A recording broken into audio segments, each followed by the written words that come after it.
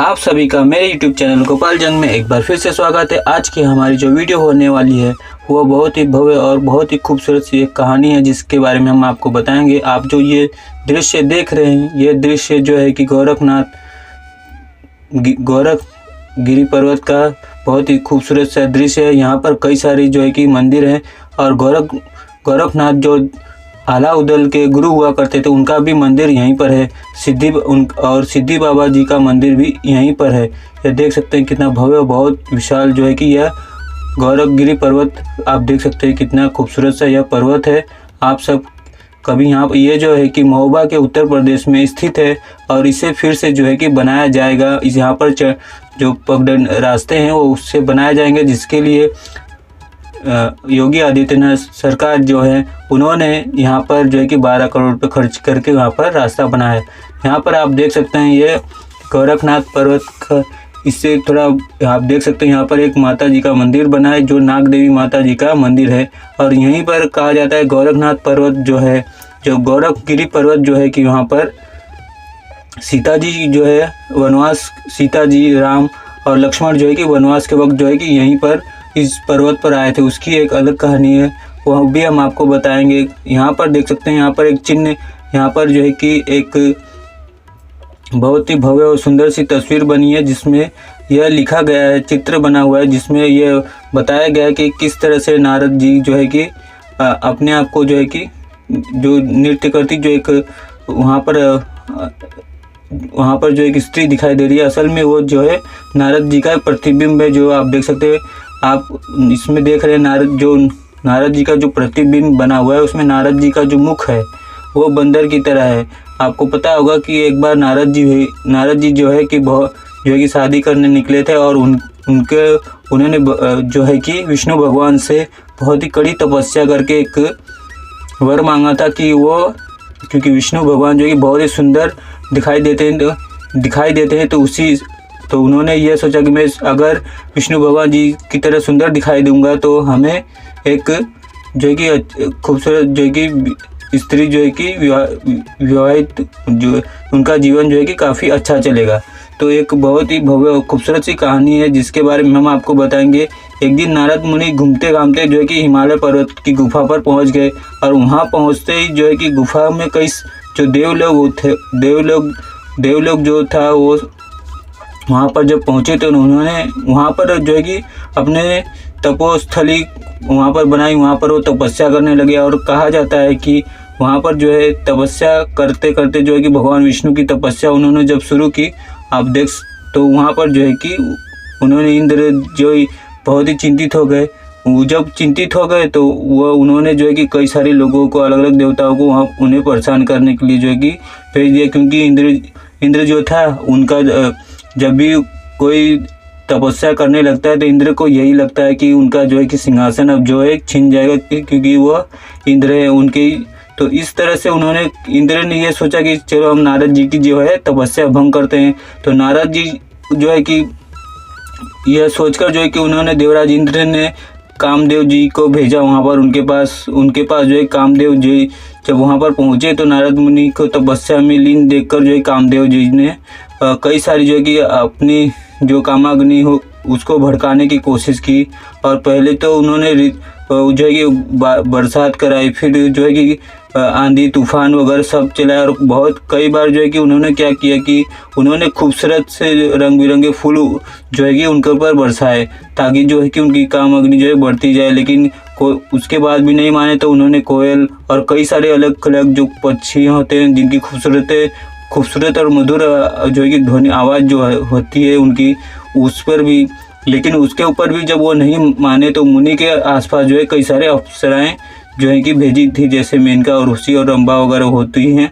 वो तो आप देख सकते हैं, ये जो चित्र जो है यहाँ पर बनाया गया है ये हमें उसी चीज़ को दर्शाता है। और कहा जाता है कि वो तपस्या में विघ्न डालने के लिए जो है कि ये सारा जो किया रचा था उन्होंने, वो इंद्र के माया जाल में ये सब रचा हुआ था। इंद्र ये नहीं चाहते थे कि जो है कि नारद मुनि जो तपस्या कर रहे हैं उसमें वो सफल हो जाएं। तो कामदेव को लगा कि उन्हें उन्हें जो है कि इस तरह कृत्य के लिए नारद मुनि से श्राप मिल सकता है। जब अगर नारद जी को पता लगेगा तो वो जो है कि कामदेव जी को श्राप दे देंगे। तो कामदेव जी जो है इस बात से डर कर जो है कि उन्होंने पहले ही जो है कि नारद मुनि से क्षमा मांग लिया।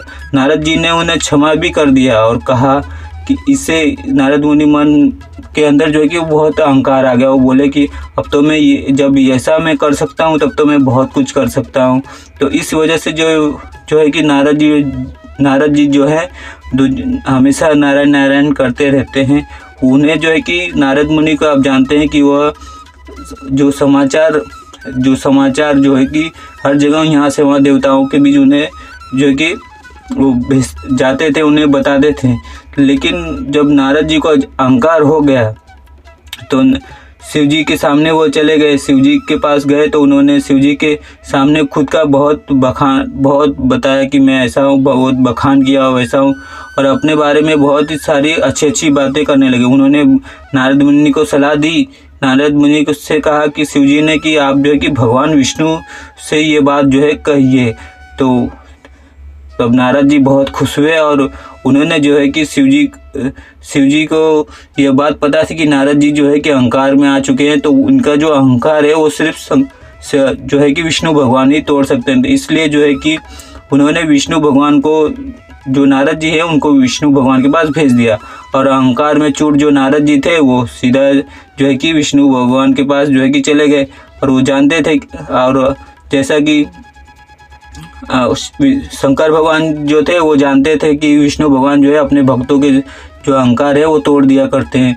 तो जो है कि जब विष्णु भगवान के पास जब नारद जी पहुँचे तो अहंकार में बहुत ही चूर थे और विष्णु जी के पास पहुँच गए। उन्होंने कामदेव की माया विफल करने का वृत्तांत विष्णु जी को ऐसे सुनाया कि मानो उन्होंने बहुत बड़ा काम कर दिया हो या बहुत सी उपलब्धि हासिल कर ली हो, ऐसा कहा। लेकिन नारद मुनि का अहंकार विष्णु जी को कुछ देर में ही जब समझ में आ गया तो उन्होंने नारद जी से कुछ कहा नहीं, लेकिन उनका अहंकार तोड़ने के लिए एक बहुत अच्छी सी लीला रच डाली।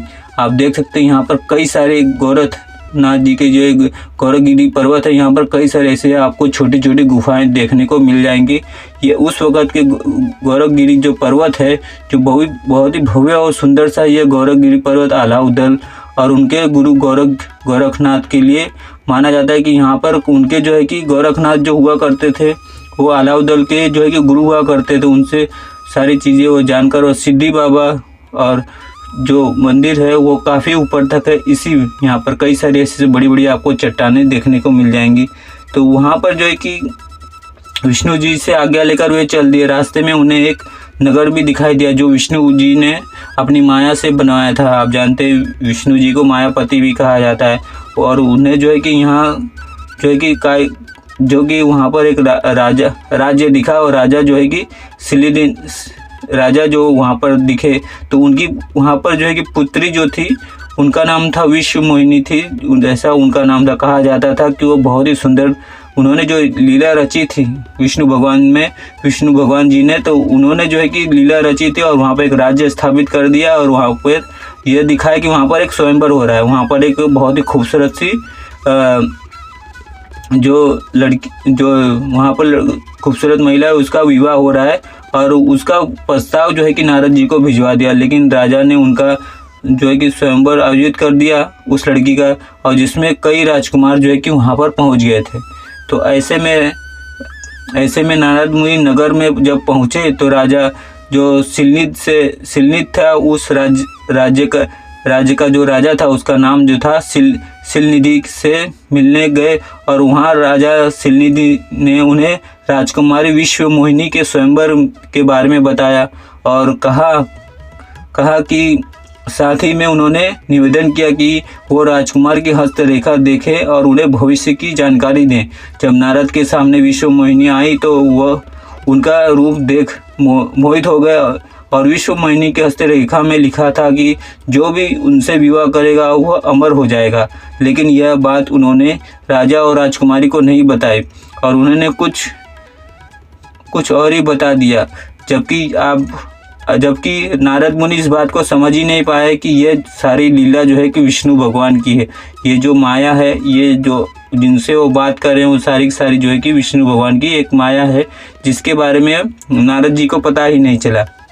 तो नारद जी जो है कि मुनि जो है कि अपना वैराग जो है कि भूल गए, क्या वो ब्रह्मचारी आदमी है। उन्होंने जो है कि शादी न करने का जो है कि प्रश्न जो है कि सादे प्रतिज्ञा ली थी कि वो शादी नहीं करेगी, लेकिन वो भूल गए जो विष्णु भगवान की जो माया थी उसमें, और वे जो है कि विश्व मोहिनी से विवाह करने निकल पड़े। फिर उन्होंने भगवान विष्णु का ध्यान किया और उन्होंने विष्णु जी से सुंदर रूप की मांग की। वो विश्व मोहिनी से विवाह के लिए ऐसा कर रहे थे। तो भगवान विष्णु ने कहा ठीक है, अगर ऐसी बात है तो नारद तुम्हारा जो है कि कल्याण हो और तुम बहुत ही सुंदर, मेरे जो है कि तुम्हारा जो मुख होगा वो मेरी तरह होगा, ऐसा जो है कि उन्होंने आशीर्वाद दिया। उन्होंने अपनी माया रच डाली और नारद जी को पता भी नहीं चला।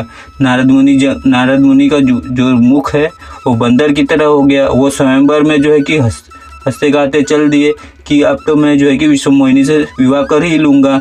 तो इस तरह से जो नारद मुनि जो है कि वहाँ पर पहुँच गए, लेकिन नारद मुनि जो है कि उनको पता ही नहीं था कि उनका मुख जो है बंदर की तरह है। आसपास के लोग जो है कि काफ़ी उन पर जो राजकुमारियाँ थी और जो राजकुमार जो आए थे वो आसपास और कई सारे लोग जो है कि बहुत हंसी ठट्टा कर रहे थे, लेकिन नारद जी तो इस बात से खुश थे कि वो जो है कि श्री हरि से जो है कि उनका रूप मांग कर आए कि ताकि वो श्री हरि की तरह बहुत ही सुंदर दिखे।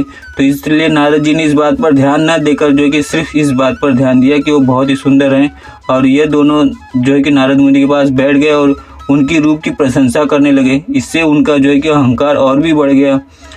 जब लोगों ने उनसे हंसते हुए भी ये भी कहा कि आप बहुत अच्छे दिख रहे हैं, बहुत ही उनकी प्रशंसा की। तो जिसकी वजह से नारद जी का और भी अपने ऊपर जो है कि अभिमान बढ़ गया। जब राजकुमारी विश्व मोहिनी वरमाला लेकर आई तो उन्होंने एक अन्य राजकुमार के गले में वरमाला डाल दी। अब जो वरमाला डाल दी तो राजकुमारी नारद मुनि को देखा ही नहीं। वह राजकुमार और कोई नहीं बल्कि भगवान विष्णु जी निकले। अब इस बात की जो है कि यह जो है ये सारी चीज़ें जो है कि नारद जी देख रहे थे, और नारद जी बहुत ही गुस्सा, बहुत ही क्रोधित हो गए। उन्हें बहुत ही ईर्ष्या होने लगी, उनके अंदर जो है कि ईर्ष्या होने लगी। और इस दौरान जो है कि शिवगढ़ भी उन पर प्रयास करने लगे। तो उन्होंने कहा कि ऐसे मुख को कोई दासी भी नहीं दे सकती, जरा जल में जाकर अपना मुख देखो। उस वक़्त जो है कि शीशा जो जैसे आज हम देख लेते हैं, उस वक़्त जो है कि उन्होंने अपना मुख जो है कि उसी गुस्से में जो है कि नारद जी जो है कि चले गए नदी के पास, और वहाँ पर जब उन्होंने अपना मुख देखा उस पानी में तो बहुत ही उन्हें जो है कि गुस्सा आया, बहुत ही वो क्रोधित हुए। और उन्होंने जो है कि शिवगणों को जो है कि राक्षस बनने का श्राप दे दिया। जितने भी शिवगण आए थे, क्योंकि देवताओं का विवाह हुआ करता था, तो देवताओं का विवाह में जो है कि देवता ही लोग आते हैं। तो वहाँ पर जो है कि जितने भी शिव भगवान के भक्त थे वो उन सारे लोगों को जो है कि नारद मुनि ने जो है कि श्राप दे दिया राक्षस बनने का। विष्णु जी से मिलने वो निकल गए, बहुत ही गुस्से में थे।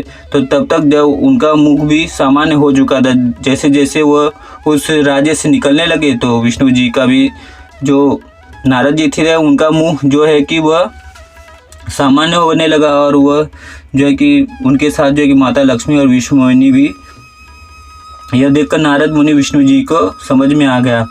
जैसे ही नारद जी ने विष्णु जी की माया को जो समझ लिया उन्होंने, तो वो जो है कि बहुत ही क्रोधित हुए, और इतना ज़्यादा वो क्रोधित हो गए कि वे जो है कि विष्णु जी को न जाने बहुत सी सारी उन्होंने बातें कही, बहुत सारी जो है कि बातें उन्हें जो है कि कह डाली। लेकिन उसके बाद जो है कि नारद मुनि ने कहा कि उन्होंने जो उनके साथ छल किया है उसका परिणाम उन्हें भुगतना ही पड़ेगा। और उन्होंने इस क्रोधित अवस्था में अपने आप मनुष्य रूप, यह जो है कि भगवान विष्णु को श्राप दे दिया कि आपने मनुष्य रूप धारण कर विश्व मोहिनी को प्राप्त किया है। ऐसे में मैं आपको श्राप देता हूँ कि आप विष्णु योनि में से जब जन्म लेंगे तो स्त्री वियोग से गुजरेंगे। आपने मुझे वानर बनाया है, इसलिए आपको जो है कि वानरों की जो है कि मदद लेनी होगी। विष्णु जी ने नारद मुनि के श्राप को स्वीकार किया और अपनी माया के प्रभाव से नारद मुनि को मुक्त किया। मुक्त होने के बाद नारद मुनि को पछतावा हुआ, लेकिन वो श्राप वापस नहीं ले सकते थे। इसके बाद भी शिवगढ़ के पहुँचे और उन्होंने क्षमा मांग ली। तब नारद मुनि ने कहा, मेरा श्राप वापस तो नहीं हो सकता, तुम रावण और कुंभकर्ण के रूप में जन्म लोगे और पूरे विश्व पर अपने बल से विजय प्राप्त करोगे। तुम दोनों का मोक्ष की प्राप्ति भगवान श्री राम के हाथों मृत्यु प्राप्त होने के बाद होगी। इस श्राप के कारण ही विष्णु जी को श्री राम के रूप में जन्म लेकर सीता का वियोग सहना पड़ा। ऐसी कई सारी कहानियां जो कि हैं, आप देख सकते हैं। ये गिरनार पर्वत में सिर्फ चित्र के माध्यम से यह बताया गया है कि यहाँ पर किस तरह से हुआ होगा। और यहाँ पर कहा जाता है, यहाँ पर सीता माता राम जी और लक्ष्मण जी जब वनवास के वक्त यहाँ आए थे तो उनकी एक रसोई भी यहाँ पर स्थित है। उस वक्त कुछ दिन यहाँ पर इस गिरि पर्वत पर उन्होंने बिताया था, ऐसा कहा जाता है। और कई सारी हमारे भव्य कहानियां हैं। आप सभी को ये वीडियो कैसी लगा मुझे जरूर बताइएगा। फिर